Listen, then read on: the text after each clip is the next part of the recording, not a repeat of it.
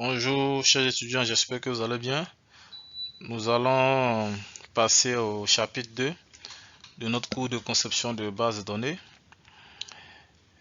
Et ce chapitre 2 va concerner en fait le modèle entité association. Alors, pourquoi modéliser? Alors, il faut dire que traduire les éléments textuels ou descriptions sous forme de base de données et passe nécessairement par plusieurs étapes et qui vont nous permettre en fait de l'implémenter au niveau de l'ordinateur. Et ces étapes-là, une des étapes les plus importantes, s'appelle en fait la modélisation, la conception surtout. Donc, ce sont ces étapes que nous allons décrire le long de ce chapitre. L'une des conceptions que nous allons utiliser en fait, l'une des méthodes bien sûr, c'est la méthode se basant sur le modèle entité association et que vous voyez là. Donc, le modèle est un formalisme graphique pour la modélisation de données. Mais plus précisément, nous allons nous pencher en fait sur le formalisme MERIS, qui est une méthode d'étude de réalisation informatique pour les systèmes d'entreprise. Alors, c'est vraiment un langage très simple et qui est répandu dans la communauté de l'informatique et qui permet même à un non-informaticien de comprendre ce que vous modélisez. Donc, il réussit le compromis difficile entre le souci d'une modélisation précise et formelle et la capacité d'offrir un outil et un moyen de communication accessible aux non-informaticiens. Donc, ça peut dire en fait que cette méthode-là, même si vous n'êtes pas informaticien, vous pouvez l'utiliser en fait pour concevoir vos bases de données également.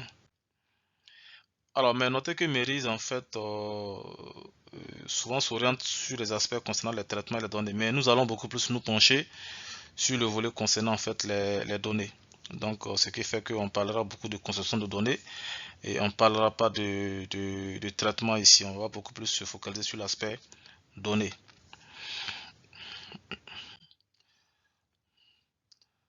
Alors, donc, Méris propose une démarche dite par niveau 1 dans laquelle il s'agit de hiérarchiser les préoccupations de modélisation qui sont de trois ordres: la conception, l'organisation technique, l'organisation et la technique.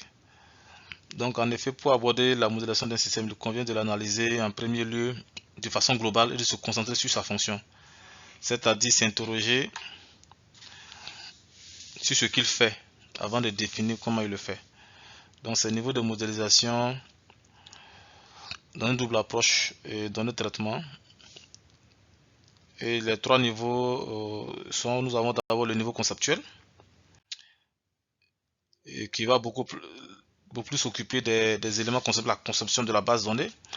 Et le niveau logique, qui va beaucoup plus préciser le modèle conceptuel par des choix organisationnels.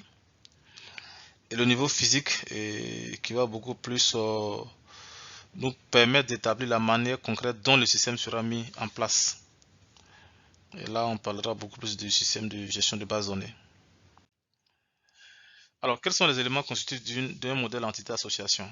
Alors, il faut dire que pour mettre en place un modèle association, vous devez vous baser sur trois éléments principaux: l'objet ou l'entité, l'association, la propriété. Alors, qu'est-ce qu'une entité? Une entité est un objet, une chose concrète ou abstraite qui peut être reconnue distinctement et qui est caractérisée par son unicité tout simplement. Et un type entité désigne un ensemble d'entités qui possèdent une sémantique et des propriétés communes. Donc, le type d'entité personne, caractérisé par un nom et prénom, une voiture, caractérisé par un nom et une puissance sur lesquels ne peuvent pas être regroupés, et car ils ne partagent pas les mêmes propriétés. Et c'est tout à fait normal. Vous ne pouvez pas associer deux objets qui n'ont pas les mêmes propriétés. Vous ne pouvez pas associer, par exemple, une entité voiture et une entité personne, puisqu'ils n'ont pas en fait les mêmes propriétés. Donc, nous allons voir un ensemble d'éléments, de règles qui vont vous permettre en fait de pouvoir concevoir ou encore de dégager et plus facilement vos entités, vos types et entités. Alors, il faut aussi noter que le thème entité, type entité, par moment, vous allez voir que par habit de langage, on parlera d'entité au lieu de type entité. Vous savez bien que le type entité, c'est c'est la moule en fait, c'est la moule et qui permet en fait de pouvoir définir en fait les différentes entités. Quand vous prenez par exemple un type entité personne, et vous voyez que quand on dit Caboret et Jules par exemple, c'est une entité et basée sur le type entité personne. Mais par abus de langage, et vous allez voir que personne, on l'appellera en fait simplement entité, alors qu'on devait dire type entité. Donc ce sont des éléments sur lesquels vous allez sûrement vous confronter, vous allez vous habituer et puis utiliser simplement le langage entité au lieu de type entité tout simplement. Alors, on va passer maintenant aux attributs et qui sont les éléments qui décrivent les types entités, comme je l'ai dit. Mais vous allez voir que par le langage, on parlera en fait d'éléments qui décrivent en fait les entités. Si nous voulons être rigoureux dans notre démarche, on dira type entité. Alors, donc l'attribut est une caractéristique associée à un type entité ou à un type association. Alors, la valeur au niveau du type entité ou du type association, chaque attribut possède un domaine qui définit l'ensemble des valeurs possibles qui peut être choisi entier chaîne de caractères booléens. Donc au niveau de l'entité, chaque attribut possède une valeur compatible avec son domaine. Donc la notion de valeur peut être définie ainsi. Vous voyez un exemple ici. Vous voyez le type entité voiture, ou encore je peux dire l'entité voiture. En termes d'attributs, vous allez avoir numéro de série, la marque, le type. Et là, vous allez avoir le type entier. Le type entier. Là, vous avez le type chaîne de caractères. Là également, c'est le type chaîne de caractères. Alors, ce qu'on met en parenthèse, c'est le nombre de caractères en fait de chaque attribut. On continue toujours sur les aspects concernant l'attribut ou la propriété. Vous avez également une première modélisation qui concerne seulement que le type entité ou encore l'entité personne si vous voulez. Vous allez voir que l'entité personne et que vous voyez là est décrite par quoi? Par son nom, son prénom et l'adresse également. Donc il faudra également noter que certaines règles permettent de pouvoir proposer rapidement en fait le type entité. Vous avez un attribut qui ne peut en aucun cas être partagé par plusieurs types d'entités ou types d'associations. Un attribut est une donnée élémentaire, ce qui exclut les données calculées ou dérivées. Donc évitez d'utiliser par exemple montant total ou bien adresse concernant plusieurs informations comme attribut. Utilisez des éléments basiques tout simplement si vous voulez définir les attributs. Un type entité et ses attributs doivent être cohérents. Alors, donc, vous devez respecter cette cohérence-là. Vous ne pouvez pas définir une table personne et vous allez parler de puissance fiscale comme un attribut. Vous voyez qu'il n'y a pas de cohérence entre l'entité et l'attribut en fait qui doit décrire seulement normalement cette entité-là. Alors, il faut aussi noter que au niveau des attributs, certains éléments peuvent être identifiés et peuvent être choisis comme identifiants, c'est-à-dire un élément clé qui permettra de définir de façon unique et votre entité par exemple. Et quand vous prenez par exemple une entité personne que vous voyez ici, l'entité personne peut être décrite de façon unique par son numéro de sécurité sociale. Donc c'est un numéro qui permet en fait à toute personne d'être identifiée de façon unique. Donc ça veut dire que ce numéro ne doit pas être doublé tout simplement. C'est comme les numéros ASBN des livres par exemple. Vous ne pouvez pas avoir un livre ou encore deux livres qui ont le même numéro ASBN. Alors, on va maintenant voir les associations ou relations. Alors, en termes clés, une association est un lien entre plusieurs entités, tout simplement. Ça veut dire que l'association relie deux ou plusieurs entités, tout simplement. Et vous voyez l'exemple illustratif qui est là. Vous avez l'entité personne, l'entité livre et l'association empruntée. L'association relie effectivement les deux types d'entités ou encore les deux entités. Comme je l'ai dit, par abus de langage, on dira entité tout simplement. Mais si nous voulons être rigoureux dans notre façon de préciser les choses, on devait dire normalement type personne, type entité personne et type entité livre. Également type entité et type association tout simplement. Mais c'est comme je l'ai dit, nous allons nous passer de cela. Nous allons désormais parler beaucoup plus d'entité personne, d'entité livre et d'association tout simplement. Alors, la règle 12, notez qu'un attribut peut être placé également souvent au niveau de l'association. Donc ça c'est aussi à comprendre. On a également d'autres définitions que vous voyez là, les participants, les collections, que vous pouvez passer du temps et par rapport au cours qui a été soumis en version PDF, vous pouvez relire ces définitions là-bas. Alors, également, vous avez la notion de dimension ou d'arité d'un type association. Voilà. La dimension ou l'arité n'est rien d'autre que le nombre de types entités ou d'entités et contenu de la collection.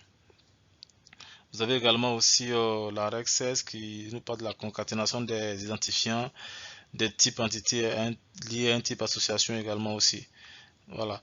Donc tout cela on le verra au niveau lorsque nous allons vouloir traduire le modèle entité association vers le modèle logique par exemple. Vous allez plus comprendre le sens de cette concaténation. Alors la cardinalité c'est quoi? La cardinalité n'est rien d'autre que le nombre de fois qu'une entité intervient dans une association tout simplement. Et c'est ce qu'il faut comprendre ici. Donc vous voyez la notion de path, quand on parle de la notion de path, il faut se référer en fait aux éléments qui sont ici, là et puis là. Donc vous avez les cardinalités et ce sont des éléments en fait comme je l'ai dit qui décrivent le nombre de fois qu'une entité intervient dans une association tout simplement. Alors ici si nous voulons lire, nous pouvons lire qu'une personne peut être l'auteur de 0 ou plusieurs livres. Et nous pouvons encore lire, dire que si nous voulons lire dans ce sens maintenant, nous allons dire qu'un livre est écrit par une et une seule personne tout simplement. Donc c'est des lectures qu'il faut retenir et le sens. Et là vous avez les différents types de cardinalité qu'on peut avoir en fonction de notre modélisation. Vous allez avoir la cardinalité 0,1, 0,1, 1,1 et 1,1. Donc vous allez voir que dans toutes les modélisations que vous allez mettre en place, vous allez beaucoup plus utiliser ces quatre types de cardinalité au niveau des parts de vos entités tout simplement. Et voici encore nos tableaux qui vous illustrent encore les différentes cardinalités que nous pouvons utiliser. Donc vous voyez là les combinaisons possibles. Vous avez les quatre combinaisons dont j'ai cité tout à l'heure. Alors ça ce sont des exemples. Vous pouvez tenter de les reprendre et les relire tout simplement. Voilà. Là également ce sont des exemples de cardinalité disposés avec un diagramme sagittal à l'appui. Là également, vous avez des cardinalités, un exemple qu'on a également proposé. Et là également, nous avons aussi des cardinalités. Nous allons essayer de lire cette conception ou encore ce modèle anti-association. Alors, il faut noter que les associations désignées ici sont comme des figures à 6 côtés, à 8 côtés, je crois. Mais souvent, il faut utiliser des ellipses tout simplement. Des ellipses, ça veut dire des cercles aplatis au pôle. Et vous allez simplement les relier aux différentes entités. Alors ici, si nous voulons lire par exemple quelques connexions, quand vous prenez par exemple le lien entre véhicule et client, nous pourrons lire que, alors si nous commençons par là, nous allons dire qu'un véhicule appartient à un et un seul client. Et nous pourrons dire encore que si nous voulons lire à partir de là, nous allons dire qu'un client a 0 ou plusieurs véhicules, tout à fait normal. Donc il faut vous habituer à cette façon de lire ces modèles entité association et pour mieux comprendre comment cela fonctionne et cela vous permettra de mieux affiner en fait votre conception. Parce que si ces éléments ne sont pas compris, il va de soi que vous n'arrivez pas à concevoir un modèle assez cohérent. Alors voici quelques exemples de modèles d'antenne que vous pourrez avoir. On pourrait avoir des modèles où nous avons des associations plurielles, voilà, des associations de type réflexive, voilà, là par exemple, réflexive. Nous avons également les types d'associations NR, et ça veut dire que vous avez plus de deux entités qui sont reliées en fait par une même association tout simplement. Donc vous avez également des conceptions qui peuvent être décomposées et en fonction du type d'information que vous voulez modéliser. Là, par exemple, vous avez un cas, vous avez une association NR qu'on transforme en fait à une modélisation plus simple et où on a des associations qui sont reliées par une association, où on a deux entités qui sont reliées par une association au lieu de trois par exemple. Voilà, donc on quitte le cas où nous avons trois entités liées à une association vers les cas où nous avons simplement une association qui relie en fait deux entités, tout simplement. Alors, il y a aussi la notion qui permet de simplifier en fait une conception. Vous avez par exemple enseignant-étudiant. Alors, si on veut fusionner, vous allez voir qu'on peut parler de personnes. Mais en ce moment, pour catégoriser enseignant et étudiant, il faudra définir effectivement un type ici. Il faut définir pour qu'on puisse savoir qui est enseignant, qui est étudiant.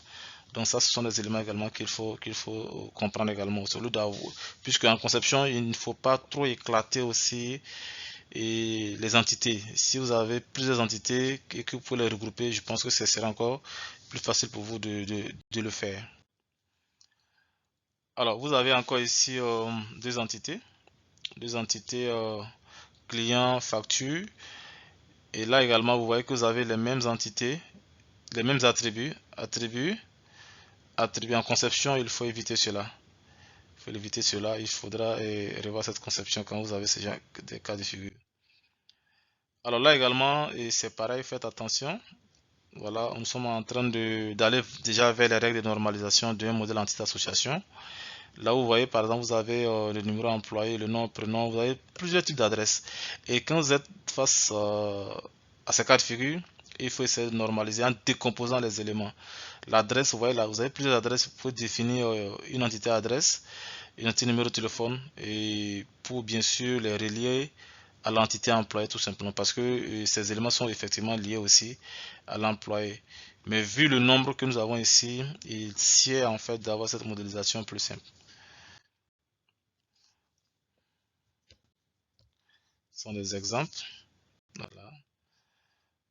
Des exemples de règles de normalisation. Voilà, il faut tenir compte de cela. Alors, vous voyez que type est un attribut qui peut être transformé en entité et pour avoir l'ensemble des informations concernant les types d'émissions, bien sûr. Et voilà pourquoi on passe de ce modèle basique à une décomposition de ce modèle-là. Alors là également, nous avons déjà vu, nous avons les cas de fusion, vous avez généraliste, dentiste, ophtalmologue. Alors si on fusionne, vous allez voir que nous allons parler de médecin, mais il faudra noter qu'il faut un type, un attribut type, et qui permettra de faire la différence entre les différentes spécialités. Pour qu'on puisse savoir tel médecin, il a quelle spécialité. Et c'est cet attribut-là qui permettra de faire ce travail-là, qui nous permettra de savoir tel médecin est ophtalmologue, tel médecin est généraliste, et tel médecin aussi est dentiste tout simplement. Alors là également, vous avez une conception qu'on peut également fusionner. Voilà. Vous voyez que nous parlons d'écrivain, d'abonné. Un écrivain et un abonné, ce sont des personnes. Donc nous pouvons fusionner en fait écrivain et abonné comme une personne et maintenir cette conception qui est déjà faite. Là également aussi, ce sont des cas où vous pouvez également faire des fusions au niveau des associations, bien sûr. Là également, quand vous avez ce type de conception 1-1, et vous pouvez fusionner en fait les deux entités en gardant les attributs tout simplement dans une seule entité. Voilà.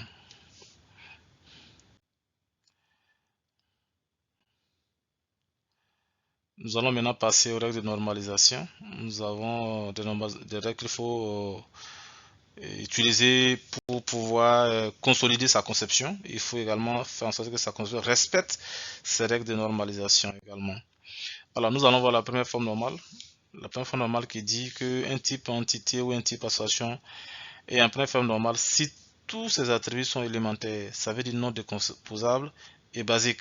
Donc, il n'est pas concevable que vous définissiez des attributs composites, des attributs qui peuvent être décomposés. Il faut éviter de définir ce genre d'attributs.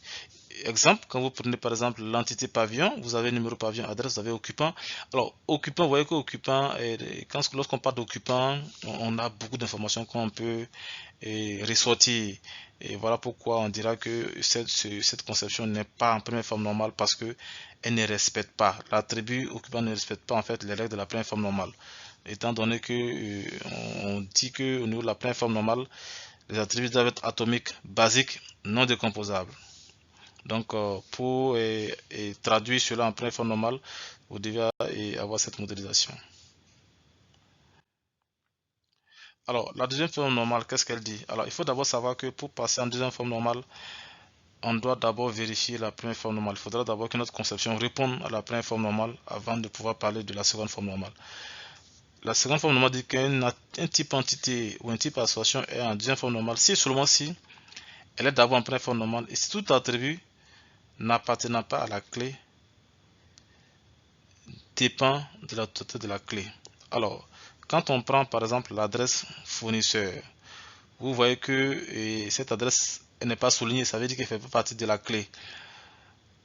Alors, comme elle ne fait pas partie de la clé, elle doit normalement dépendre de toutes les clés. Alors que nous nous rendons compte que adresse fournisseur ne dépend que de fournisseur, ne dépend pas de produit. Donc voilà pourquoi on dira que cette modélisation n'est pas en deuxième forme normale. Normalement, et pour qu'elle soit en deuxième forme normale, adresse fournisseur devait dépendre à la fois de fournisseur et de produit. Alors donc voilà, nous allons passer maintenant à la troisième forme normale. Voilà, qui également, pour qu'on soit en troisième forme normale, on doit d'abord respecter les règles de la deuxième forme normale. Alors, la troisième forme normale dit quoi? La troisième forme normale dit un type entité ou un attribut, ou un type entité ou un type association est en troisième forme normale, si et seulement si elle est en deuxième forme normale, et si tous ces attributs dépendent directement de sa clé et pas d'autres attributs. Cela veut dire que si vous prenez un attribut quelconque, cet attribut doit dépendre de la clé. Alors, quand on prend cette modélisation, vous êtes là par exemple, vous avez l'attribut adresse fournisseur qui dépend de fournisseur, alors que fournisseur n'est pas la clé. Donc il va de soi que cette conception n'est pas en troisième forme normale. Alors je rappelle également que quand vous êtes débutant en conception, lorsque vous définissez une entité, on a également parlé d'identifiant ou encore de clé. Donc les attributs soulignés là, ce sont ces attributs qui sont appelés clés en réalité. Donc ici quand on prend l'entité article, le numéro article est souligné, ça veut dire que le numéro article n'est rien d'autre que l'identifiant ou encore la clé de l'entité article. Alors, donc comme je l'ai dit tantôt, pour respecter la troisième forme normale, il faudra que tout attribut qui n'est pas clé dépende forcément de la clé. Alors, donc pour traduire cela en troisième forme normale, vous avez cette modélisation qui est proposée. Ici, un autre exemple également ici aussi de la troisième forme normale et que vous pourriez exploiter pour mieux affiner votre compréhension. On a également la forme normale de Boyce Code. Voilà. Alors, il faut aussi noter que il y a plusieurs étapes qui vous permettent de vraiment faire une bonne conception. Et ces étapes, nous allons les dérouler ensemble ici. Donc, vous avez d'abord la première étape qui concerne le recueil des besoins. Alors, c'est une étape très importante. Inventorier l'ensemble des données à partir des documents de l'entreprise, un cahier des charges, un questionnaire par exemple, pour avoir un ensemble d'informations qui vous permettra de mieux faire votre modélisation. Secondo, vous avez en fait le titre de l'information. Voilà, vous avez toute une masse d'informations. Il faudra faire le choix sur les informations les plus pertinentes qui vont vous permettre de pouvoir faire votre modélisation. Donc, l'étape qui est suivante, c'est l'identification des types entités. Comme je l'ai dit tantôt, nous ne restons pas figés sur la notion de type entité. On pourrait également parler d'entité tout simplement. Voilà, il faut repérer les attributs pouvant également servir à décrire ces entités-là.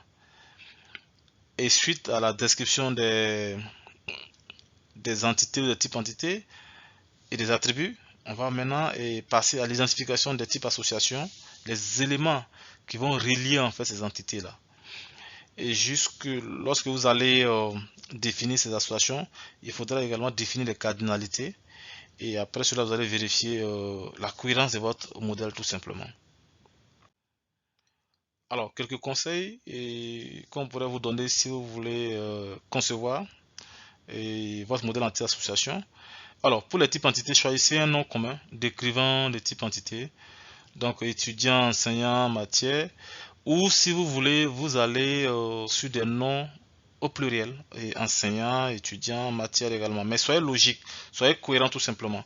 Si vous décidez d'utiliser des noms au singulier, et vous le faites, si vous voulez aussi l'utiliser sur le pluriel également, vous le faites pour tout également, pour toutes ces entités-là. Ne choisissez pas toutes des entités et au pluriel et certaines entités également au masculin. Essayez d'harmoniser en fait votre conception. Alors pour le type association, choisissez un verbe à l'infinitif, éventuellement la forme passive ou accompagné d'un adverbe tout simplement. Donc vous avez également enseigné, avoir lieu dans, ainsi de suite. Pour les attributs, utilisez un nom commun au singulier, et ce qui est recommandé, éventuellement accompagné du nom du type entité ou du type association. Imaginez que vous avez par exemple une entité attique ou un type entité attique et vous voulez donner un nom, non client, non attique, ainsi de suite. Là également, ça vous permet d'éviter d'avoir plusieurs attributs qui ont le même nom dans votre conception. Alors, évitez les identifiants composés de plusieurs attributs également aussi. Évitez-les. Comme par exemple un identifiant formé par le nom et le prénom d'une personne. Donc, quand vous avez une modélisation et que vous avez par exemple un type entité qui s'appelle personne, vous avez nom, prénom et puis et date de naissance par exemple comme étant des attributs. Si vous décidez de prendre le nom et le prénom comme des deux attributs qui vont être votre clé, il faut l'éviter, éviter de le faire. Voilà. Et ici vous pouvez prendre un attribut simple comme ID ou code par exemple, code personne ou ID personne. Et il serait judicieux en fait de le faire parce que éviter de prendre deux entités, deux attributs comme étant en fait une clé, surtout des attributs de type chaîne de caractères. Éviter également les identifiants, surtout de changer au cours du temps. Et c'est très dangereux. Quand cela change au cours du temps, cela va de soi qu'on perd beaucoup d'informations en fait sur les éléments stockés dans la base de données. Évitez également les identifiants de type chaîne de caractères. Et ça, il ne faut pas l'oublier. Évitez de prendre le nom ou le prénom comme votre identifiant. Et c'est très important de ne pas le faire. Bien distinguer les concepts de données de traitement. Voilà, la modélisation conceptuelle de données exclut le cas de traitement. Donc évitez de le faire. Comme je l'ai dit au début du cours, cette partie, la méthode Mérise s'intéresse au traitement et aux données, mais dans notre cas de figure, nous allons beaucoup plus nous intéresser aux aspects concernant les données. Et aussi, il faut savoir que vous allez entendre souvent parler de modèle entité-association, entité-relation. Sachez qu'il s'agit de la même chose. Alors, le formalisme Mérise et quelques éléments précis sur ce modèle. Donc, vous voyez ici le formalisme Mérise. Vous avez les entités qui sont sous forme de rectangle. Voilà, une entité, et là vous avez en fait l'association qui est comme une ellipse, c'est-à-dire un cercle aplati au niveau des pôles. Alors donc si nous voulons faire un rappel de lecture, vous allez voir qu'on pourrait dire qu'un étudiant candidat dans une ou plusieurs universités. On peut également dire aussi que une université a également un ou plusieurs candidats, tout simplement. Donc il s'agit du formalisme Mérise ici. Alors vous avez ici le formalisme de chaîne et je crois qu'il y a des applications en ligne et qui permettent également de modéliser sous ce format également. Donc le formalisme de chaîne également est à l'image du formalisme Mérise, hein, et vous voyez un peu les différences. Voilà, et là vous constatez que les attributs sont juste à l'extérieur de l'entité, à la différence du modèle Mérise tout simplement. Alors, quelques étapes pratiques vous permettent rapidement de mettre en place un modèle d'association. Donc, la construction d'un schéma conceptuel peut se réaliser de la manière suivante. D'abord, déterminer la liste des entités. Pour chaque entité, définir la liste des attributs. Parmi ceux-ci, déterminer qui est l'identifiant, déterminer les relations entre les entités, c'est-à-dire les associations entre les entités, ça veut dire l'élément qui relie en fait chaque entité. Pour chaque association, il faut également dresser la liste des attributs, et s'il y en a, vérifier la dimension binaire ou ternaire de votre association, également définir les cardinalités, très important, et vérifier le schéma obtenu notamment, et supprimer les transitivités, et s'assurer qu'il répond aux demandes du client bien sûr, et valider avec le commanditaire. Donc voici les étapes très importantes qu'il faudra suivre pour mettre en place un modèle anti-association. Alors sur ce, nous sommes à la fin de ce chapitre 2 et on se retrouve pour le chapitre 3. Merci.